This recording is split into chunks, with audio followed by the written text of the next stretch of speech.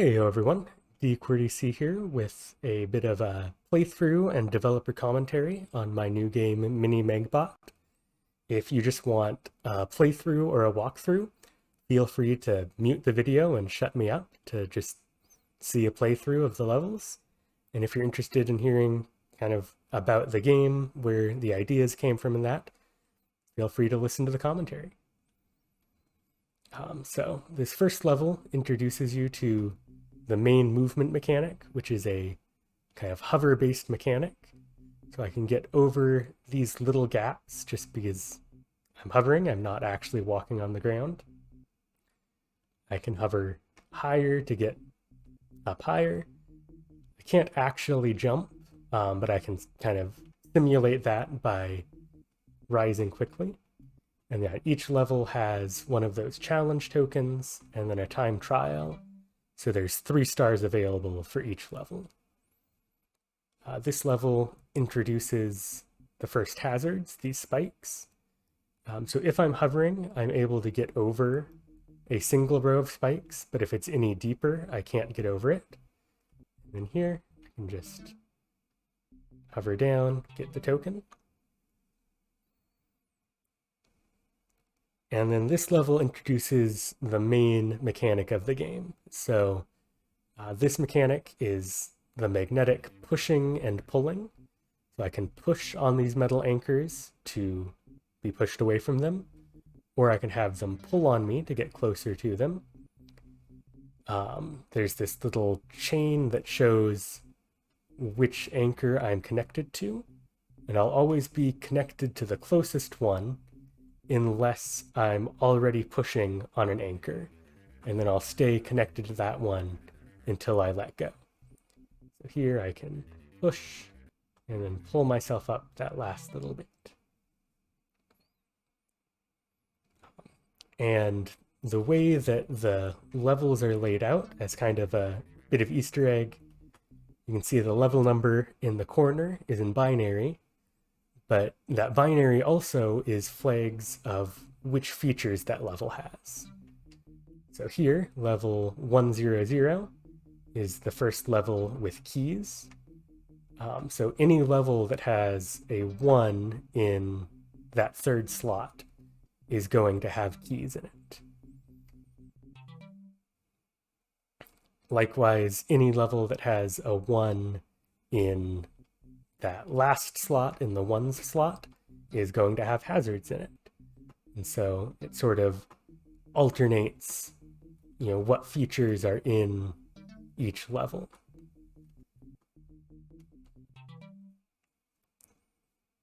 So the main inspiration for this kind of pushing and pulling mechanic is from the Mistborn series by Brandon Sanderson.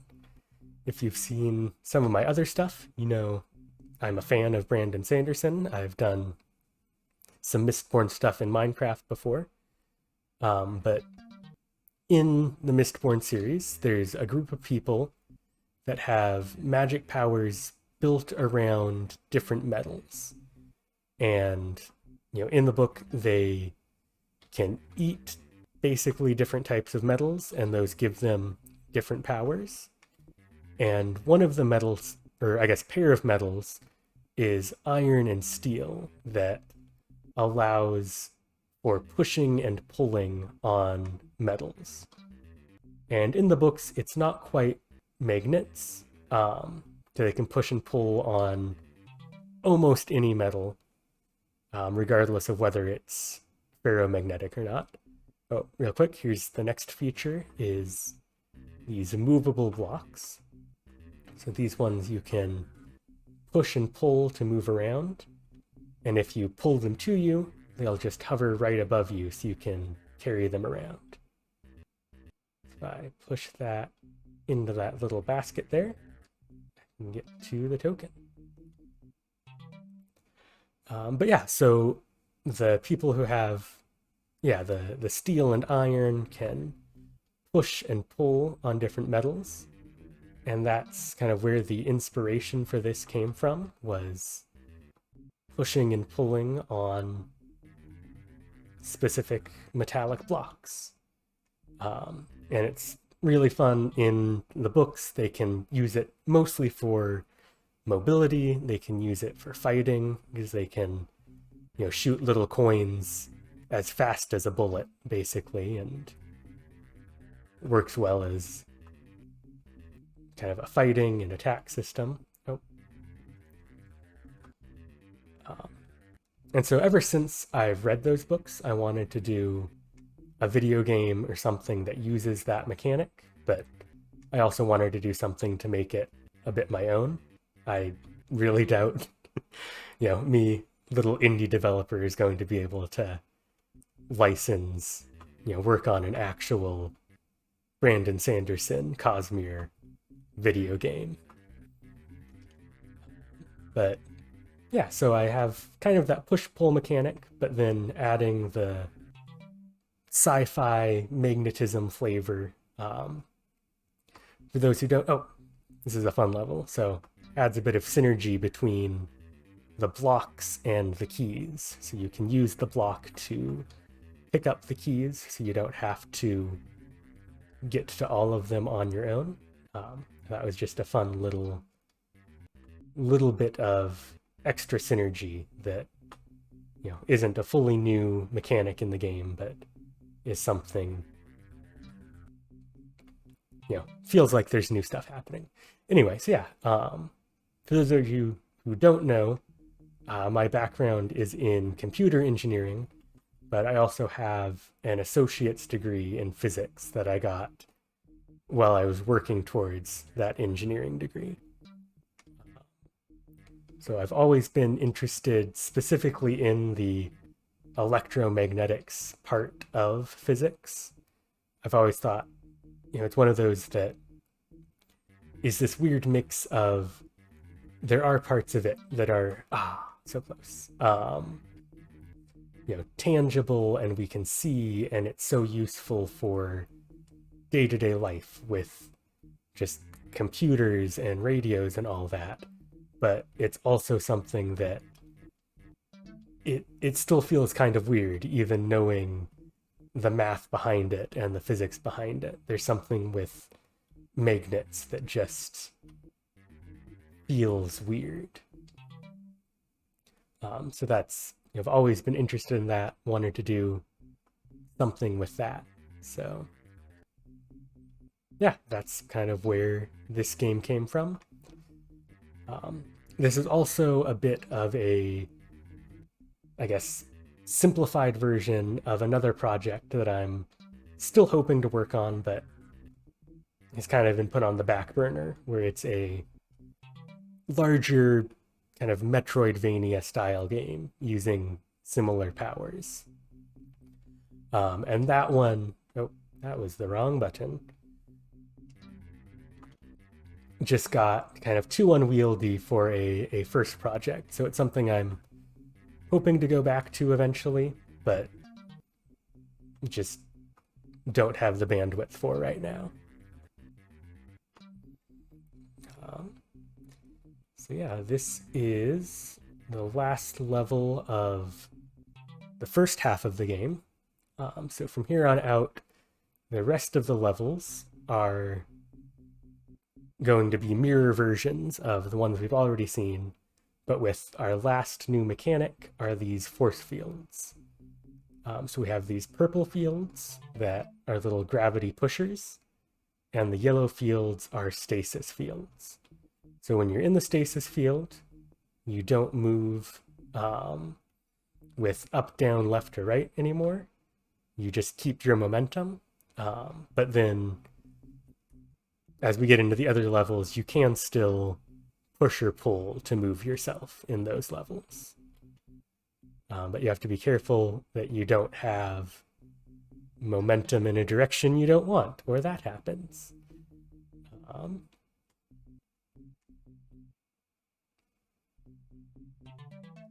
Yeah. So yeah, it's the last new mechanic. But yeah, so this game launched last Monday on Armor Games, so you can play it in a browser, completely free to play. If you want a desktop version, um, I can probably work something out. I might get a link set up. Wow, I am just out of my rhythm. Um, ah, if you want a desktop version, I might be able to do something in the Discord, get a download there set up. But for now, Armor Games is the only place to play it. If you've been subscribed, you might have noticed a few weeks ago I had kind of a soft launch on itch.io, which is an indie games publishing platform. And that launch did not really go great. Part of it is just itch has some great games on it, but it is just full of a ton of shovelware. And so, if you don't already have some sort of name recognition, it's really easy to get lost in just all of the thousands of games coming in every week. Whereas Armor Games has a good vetting process. They only put 3 or 4 games on the home screen every week. And it's one, my previous game I did through them. It worked really well.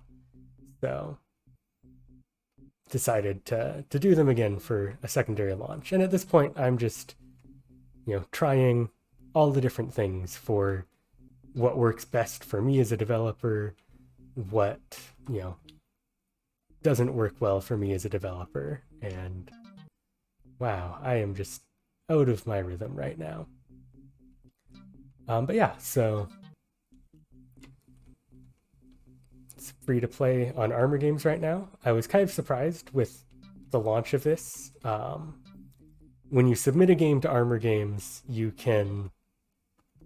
Wow, okay, I'm starting to understand. So, when you submit a game to Armor Games, you can put a handful of tags on it yourself, and then the editors there will add other tags that they think are appropriate. And one of the tags that this game got that I was not anticipating was the very hard tag, which, I mean, I thought there were parts of it that were difficult, but I didn't think it was a particularly hard game when I made it. But that's something that has shown up in all the various comments on it, are that it's harder than they were anticipating, but not unfair, just more difficult than they were necessarily anticipating. So yeah, when this game launched, the first take on it was very hard, and I was kind of surprised just because I didn't think it was that difficult. But playing through it now, when I'm not in the middle of developing it and haven't had as much time playing it as I did when I was first making the levels, I can see where that comes from. It is not the easiest platformer that I have ever played.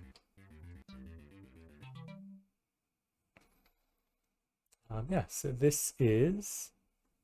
Oh, I guess this is technically the last feature. So there's the force fields, and then there's these fields that the green fields block players but let the cube through, and the blue fields block the cube but let the player through.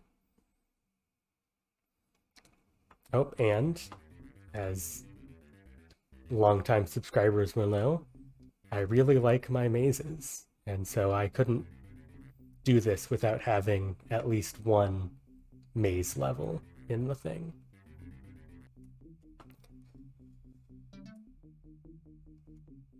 Yeah, so next steps. I have a game that's in the works that I might do more regular devlogs for than I did for this one. I know this one just sort of came out of nowhere for most people, so I might try to do more devlogs on this upcoming game. Bloop, bloop, bloop. But it's one that I'm thinking right now is going to be kind of a golf game. So you'll have your main character will be a sort of slime, kind of cute cartoon slime that can cling onto walls and go upside down, but then have it be a kind of golf game where you're kind of like the new Mario Golf that came out a couple of years ago, where there's a bit of like, yes, there's golf, but you're also like in a mad scramble that you have to race to get to where your ball is each time, and some of those mechanics. But that one, yeah, it's still just getting started. I have made a mistake. Let's see, this level is one where you really need to understand kind of the hover and stasis mechanics, where if you wait until you're perfectly level and then enter the field, you can get through just fine. Otherwise, you're gonna veer up or down, and that's not going to work well. And this coin, it's the same thing. But I have to hold down, so when I get to the end, I don't go up or down in that brief second I'm outside of the stasis field. So wait till I'm level again, and across.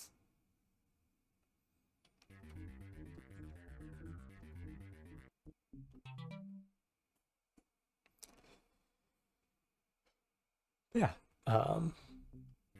So yeah, it's definitely been a different experience for this game versus Double Up that came out last year. Double Up was interesting because I thought it was a much less polished game than this. This one I feel like was a very polished game compared to that. But Double Up got much better reviews in its first week on Armor Games. For a while it was, the highest rated game on the home screen, whereas this one is not doing as well. And I don't know if it's just because it's a harder game and people are giving it, negative rage reviews, or if it's just not as good as I think it is. I mean, clearly I think it's a good game because I made it. I wouldn't have made the game and released it if I thought it were bad. So, oh, yeah, that was the last level. So now to show off some of the bells and whistles. So there's this rewards menu where, as I'm earning stars, it unlocks different cosmetics. So there's different colored faces, there's different little hover trails, and then different skins from specific things. So this skin was from beating all the main levels. But then there's another skin for getting all the coins and getting all of the time trials. And there's mini games. Right, mini games. Those are fun. So yeah, there's this Flappy Bot mini game. This is very clearly just Flappy Bird with the pushing and pulling mechanics. And I will probably not be able to beat it because it's been a while since I've played. But yeah, this is very clearly just Flappy Bird, but with the little mini bot that you've been doing all the platforming with.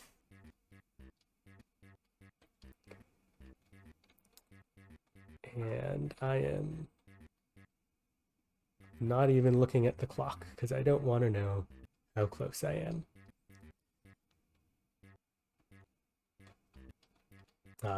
You do have a lot more control than Flappy Bird, and you do have, as they get faster, you need to start, pushing to get down faster, but for the most part, you're just pulling.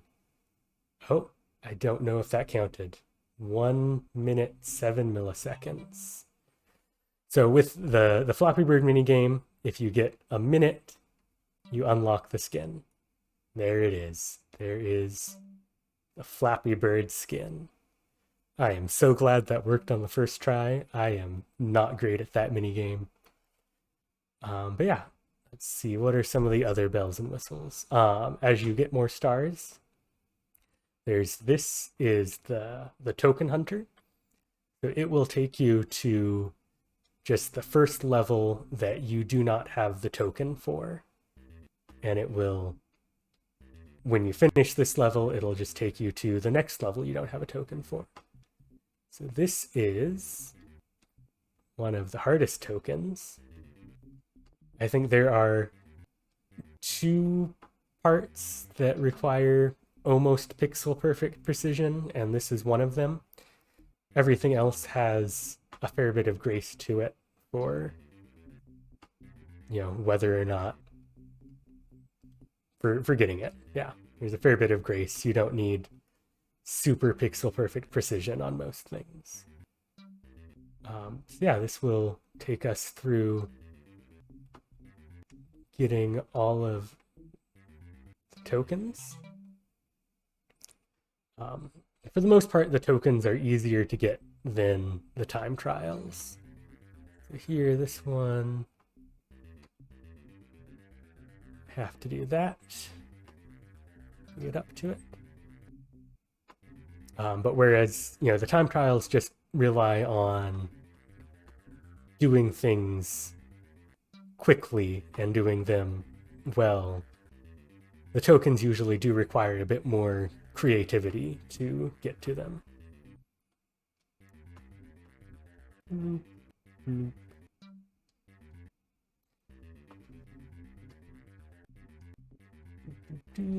And finish the level a second time. Let's see, other channel update stuff. I do have some Minecraft stuff still in the works. I released my second Mandelbrot video a couple of weeks ago. And then, coming, I have some follow-up videos for that showing kind of how I generated everything, how I filled in all those tiny maps. See, I also have another version of the Mandelbrot generator that I'm still working out the details on, but it will be, let's just say it will be a much larger map than even the last one I did. The last one, dang it.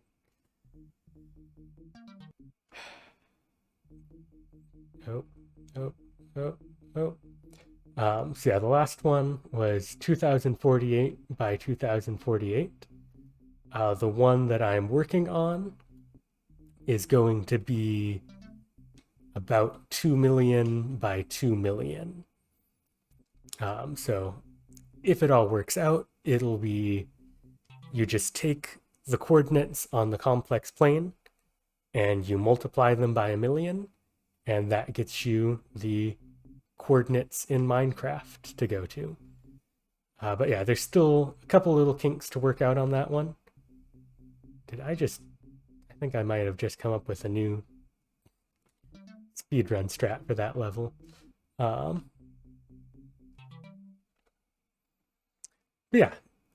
that's kind of still in the works. There's some stuff with the new snapshots that I'm working on. The snapshots haven't been a ton of technical features this time around. There's some fun stuff like server level optimization stuff, but not really a ton of data pack type changes that they've made. But there are some fun things. I'm working on, some little things like a pair of boots that shrinks the player when they wear them. That with the new size attribute that, are the sort of thing that I could probably do as a 5 block Friday type thing if I ever get around to doing season 2. Let's see, how do I get out of this? There we go. But yeah, other than that, I don't know, I'm spending more of my free time doing kind of the game development stuff and less Minecraft, but whenever it's snapshot season like now, where we're getting cool snapshots every week, I do want to lean more into that. Let's see, this is also a tricky token. Let's see. And gotta get up, but moving slow. Okay, and back down.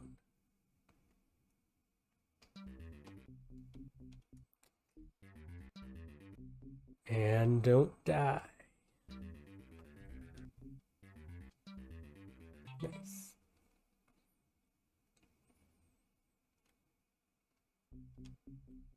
All right, this one. This token looks like it should be so easy, but the gravity is too strong. So this one, you have to have the box up there and then pull, and even then you can barely fight gravity.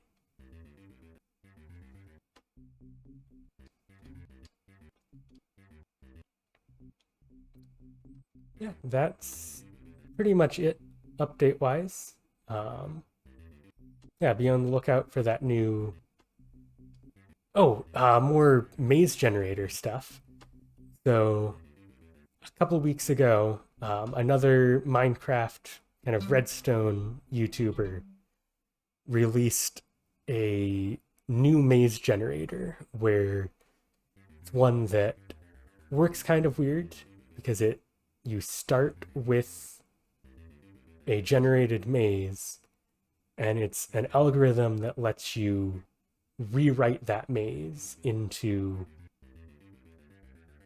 another valid maze. So you start with just one of the really simple mazes where it's, technically a maze, but, it's really straightforward, and you can shift it around and make a new maze based off of that. And it's one that just has some really cool implications for maze generation, just because it's, very simple. Like, you're just shifting at most 2 walls at a time. But I think there's just something with the way that the algorithm makes you think about mazes has a lot of implications for making similar algorithms, or making algorithms that manipulate existing mazes. So I have a project that that was unlucky. Project that I'm still working on, fleshing out exactly what I want it to be, using that, where the idea is it would be a competitive maze. So you would have one person in the maze trying to solve it, and another person outside the maze who's constantly shifting it, trying to trap the other player or making it hard to solve. All right, let's see if I can't figure this out again. Oh, dang it. I went through the door. So the idea is you would have one player trying to solve the maze and another manipulating it at the same time. That there are some variants I can think of with that, where maybe you have more than 2 players. You have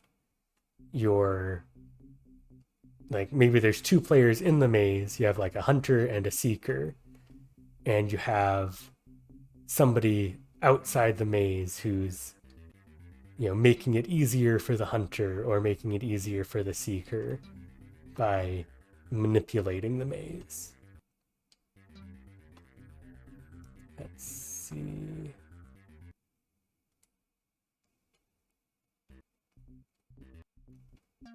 Ah.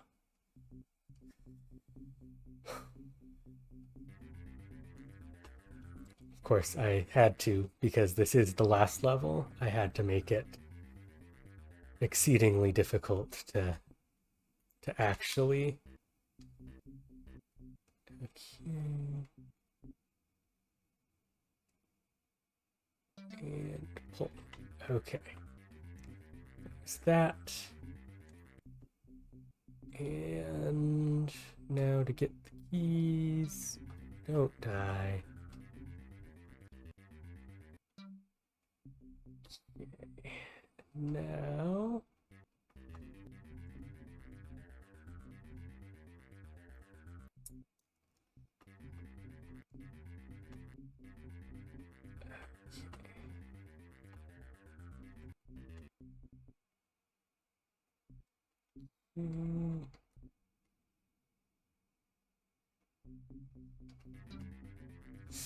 Oh, that is so frustrating.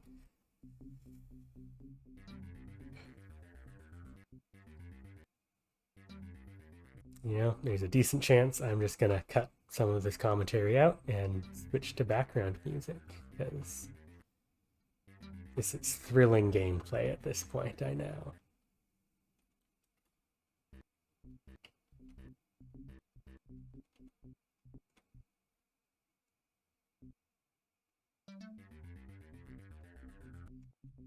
Alrighty, and that is the last token. So with that, we get our little wealthy skin, kind of themed off of diamonds and emeralds, because Minecraft. Let's see. Let's go back to blue. We can keep the bubbles, though. Bubbles are fun. Let's see. So then, like the token hunter, there's also this speedrun hunter that takes you to the first level you haven't completed. And it has, as a little feature, I guess, if you get over the time, it just restarts the level automatically for you, so you don't even have to press restart. So the time trials, they're fairly tight on at least most of the levels, what you can get away with. I tried to be fairly generous on some of them, just because I either didn't want people to have to, especially the longer levels, I'm more generous with, just because I don't want people stuck repeating a long level over and over again. But the shorter levels are fairly tight on the time trials and what you need to accomplish. And I am not getting that jump.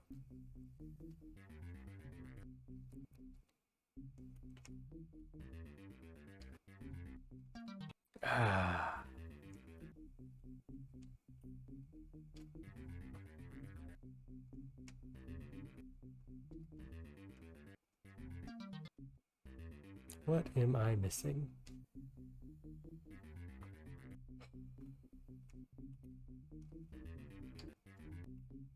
There we go.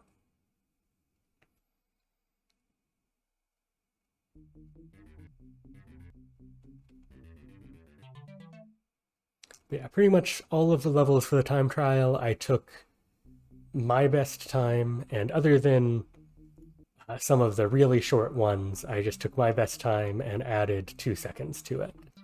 So hopefully it's not, too difficult for somebody who hasn't had as much practice as I have to achieve in a few tries. But we'll see.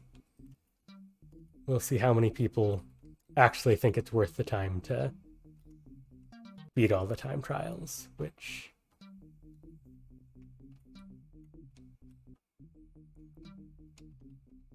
Yeah, I think I might just switch to background music at this point in the commentary. Go back through and post, fix things. You know, oh, that's embarrassing.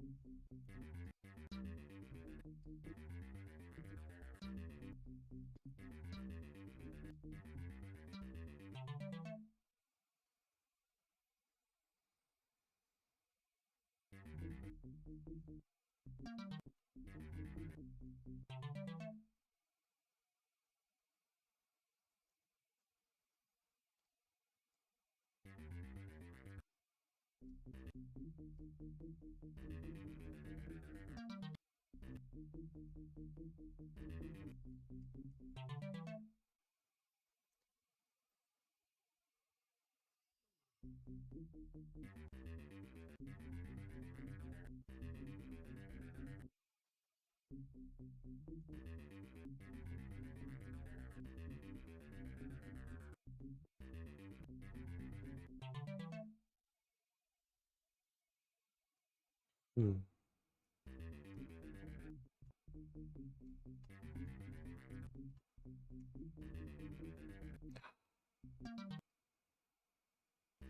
Oh man, I guess, a bit of interesting tidbit for the physics nerds out there.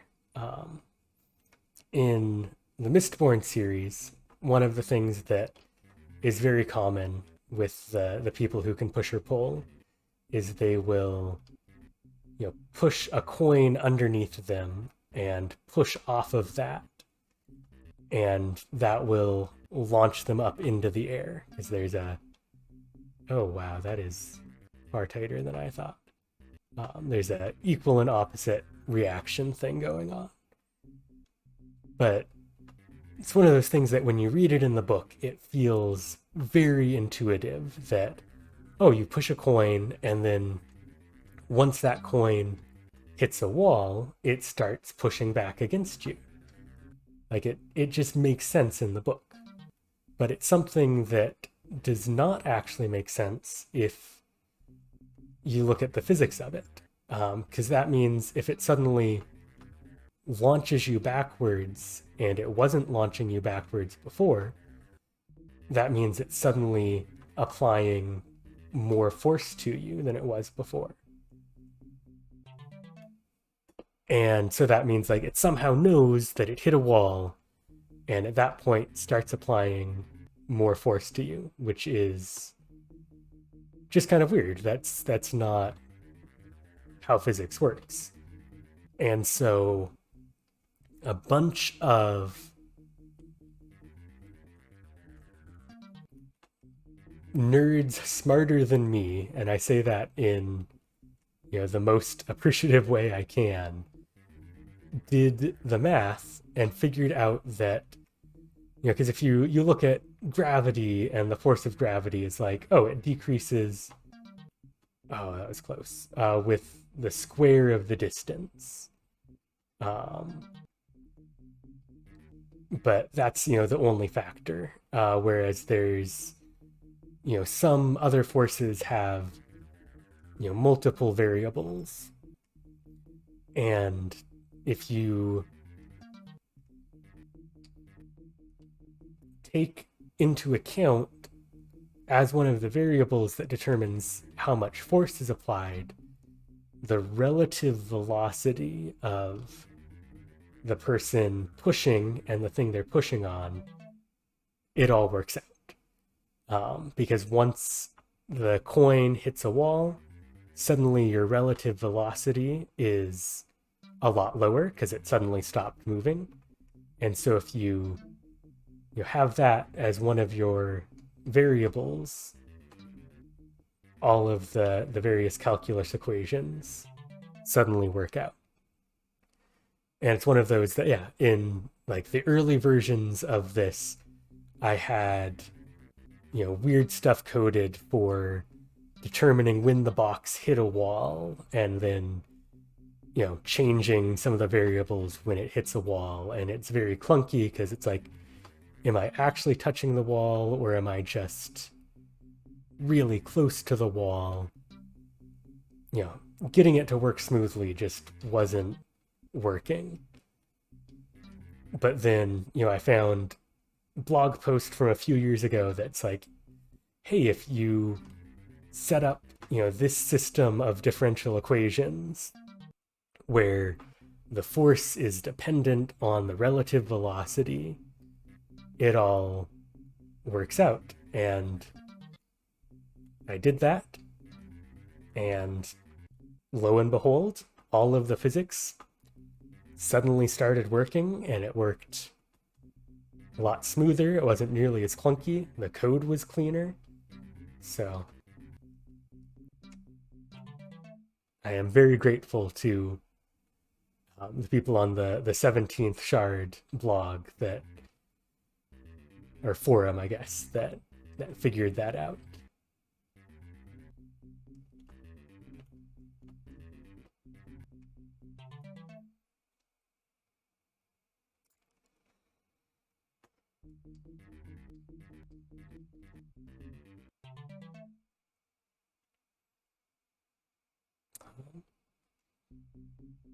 Yeah. Well,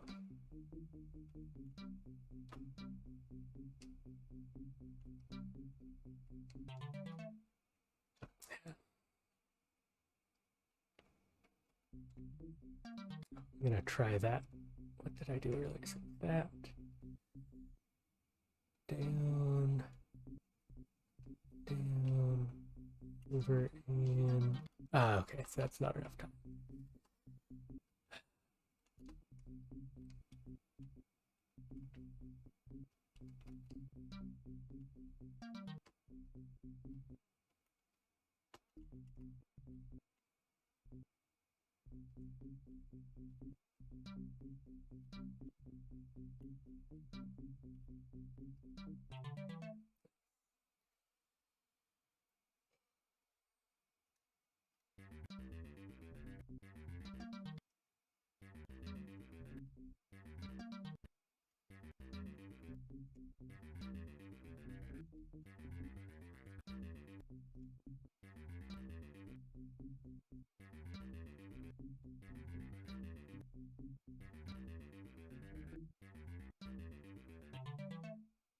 Oh, getting close to getting all the time trials.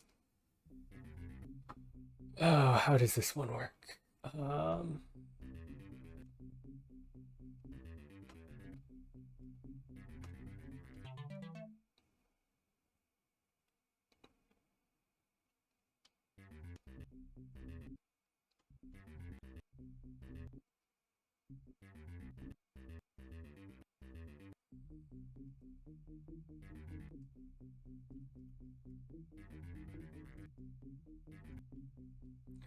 Oh, dang it.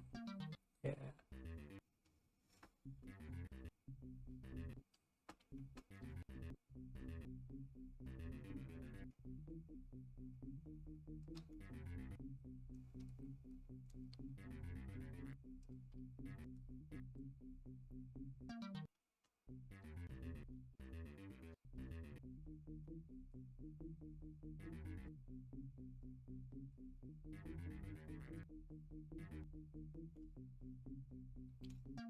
Oh, so close. You can... See, I think what this is teaching me is that I would probably not be a great live streamer. I mean, maybe if there was chat to interact with, but this is a fun one for the time trial. You just ignore the entire level, and the low gravity fields let you just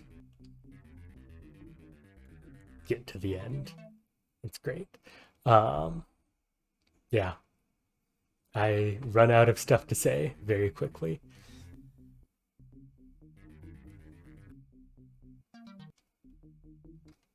Let's see, and up, and over, nope, up, and over.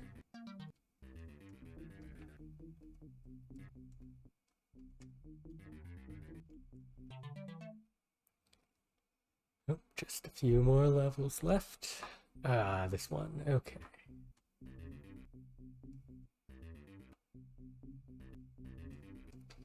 Nope, okay.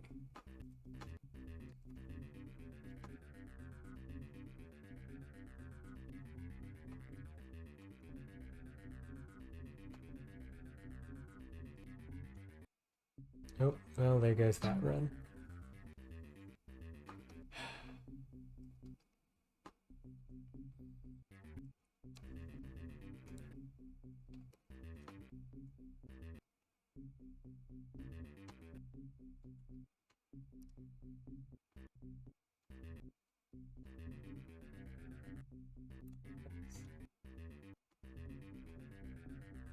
Okay, and down, and nice. I keep saying nice when I beat a level as though I didn't make the game myself and haven't played all of these levels dozens of times already.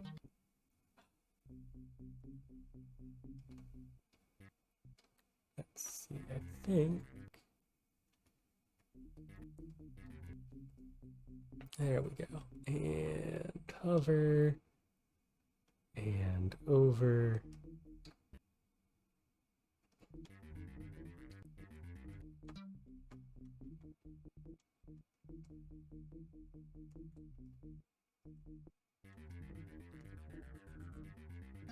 Oh, wow. Okay.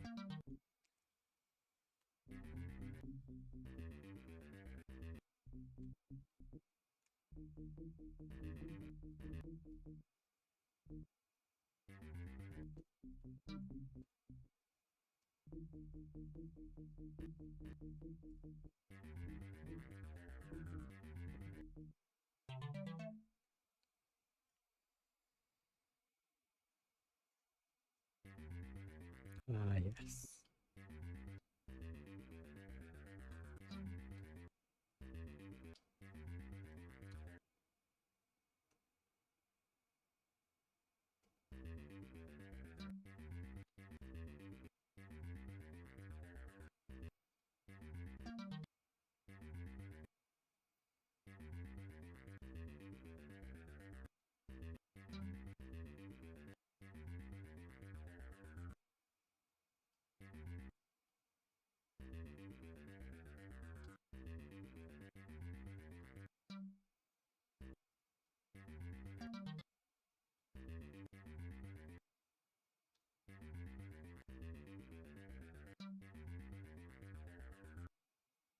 Oh, is that the trick? See, all these levels had a trick at one point, and I don't actually remember what they are anymore. Oh, that was so close. Maybe... Yeah, that seems right. Nope, that is not right.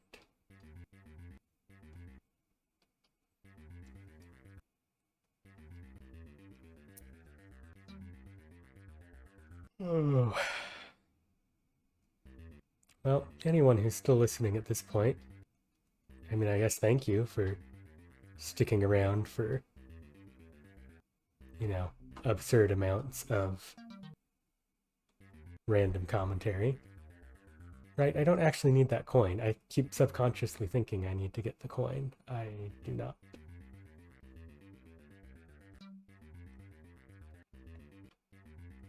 Okay.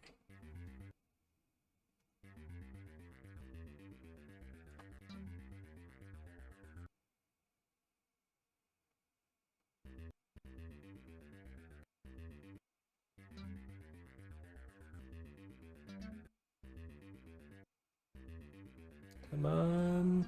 Oh.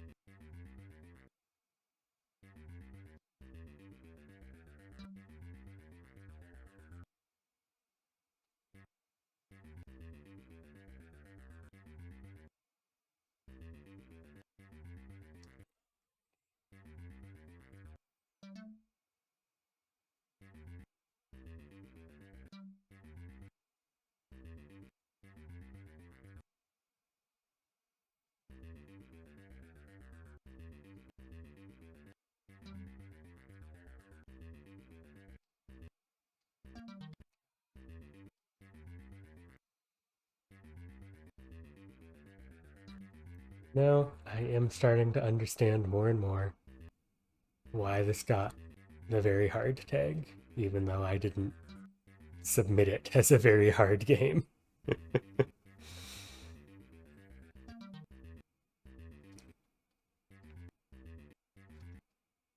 Okay. Let's see.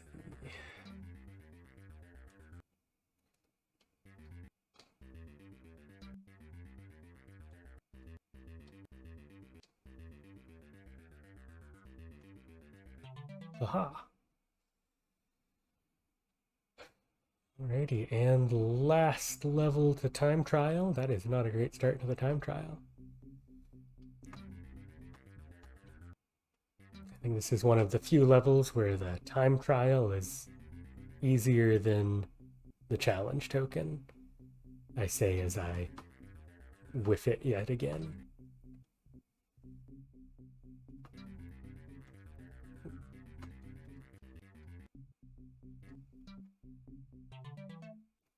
Alrighty. That is all of the time trials. There's a new skin unlocked.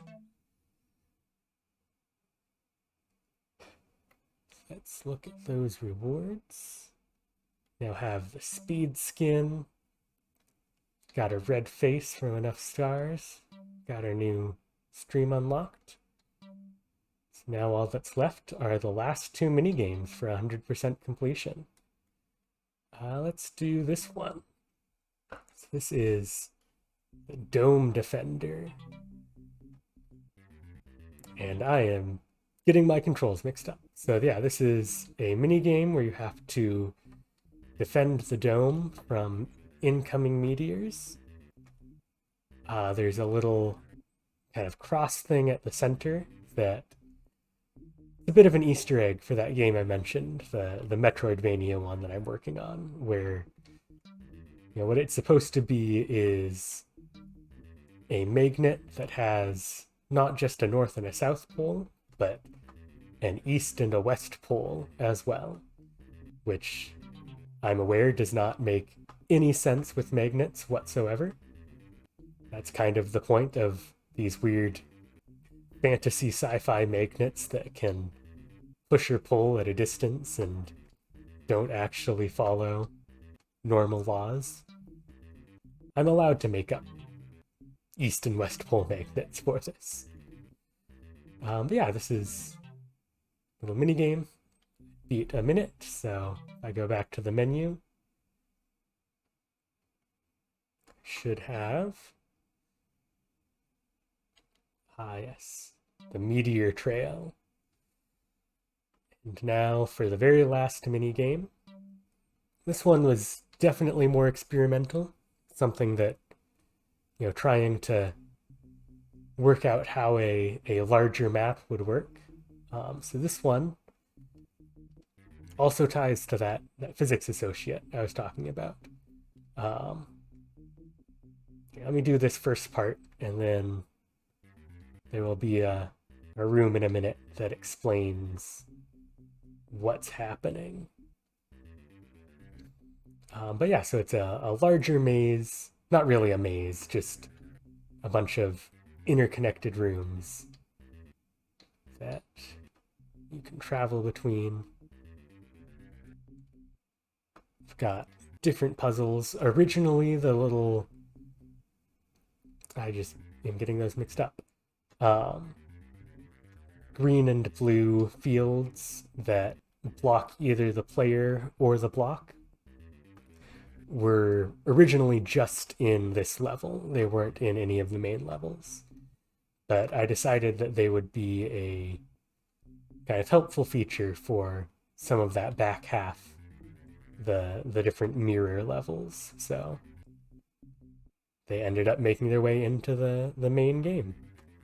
But yeah, so what I am doing here is, as I solve this maze and go between the rooms, I am powering up a Terrella, which a Terrella, going back to my associate's degree, our final project for our physics class was building one of these in like a actual physical model. I think it might be unlisted at this point. The very first video that I uploaded to YouTube was a video of the Terrella model working. And what a Terrella is, as we'll see in a bit, is a model that shows how the Earth's magnetic poles work, and specifically how auroras are formed. So here, what I just did was turn on the electron beam. So now there are electrons being shot out into space. And those are modeling the solar winds. So the next part is to create a vacuum so that those aren't just being absorbed by the air. So that is where the vacuum comes in. Yeah, so this is very much kind of experimental, more fun. You can jump higher in these levels than you can in the main levels, just to make navigating easier.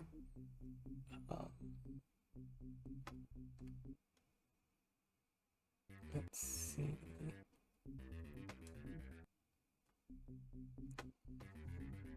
Now I need to get this cube off to the side.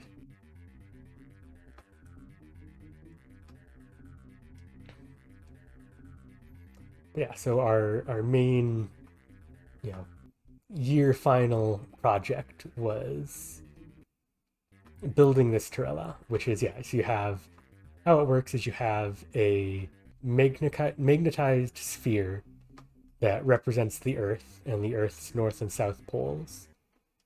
And then you place that in a vacuum, which should be forming here in a second. There we go. There's the vacuum starting to form.